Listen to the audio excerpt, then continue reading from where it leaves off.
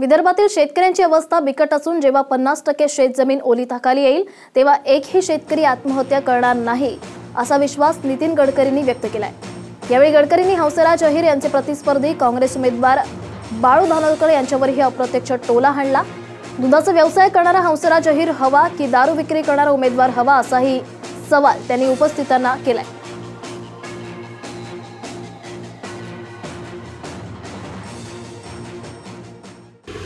गरीब असतो, गरीबाला जात पंथ धर्म भाषा नसते।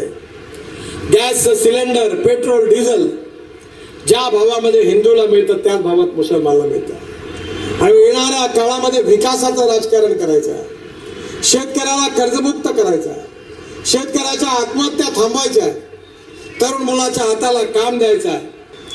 हंसराजजीच्या रूपाने एक चांगला खासदार तुम्हाला मिळाला, नम्र आहे, शालीन आहे, अतिशय सगळ्यांना बरोबर घेऊन जाणारे आहे। आता मी भद्रावतीमध्ये होतो, जे उमेदवार होते त्यांनी सांगितलं की हा दूध विकणारा काय काम करणार, तर मी म्हणलं चांगला, एकीकडे दूध विकणारा आहे आणि दुसरीकडे दारू विकणारा आहे। दूध विकणारा प्रकृती चांगला करणारा आहे आणि दारू विकणारा गरीबाला बर्बाद करणारा आहे। तुम्हाला बर्बादीच्या मार्गावर जायचं आहे की विकासाच्या मार्गावर जायचं आहे हे तुम्हाला ठरवायचं।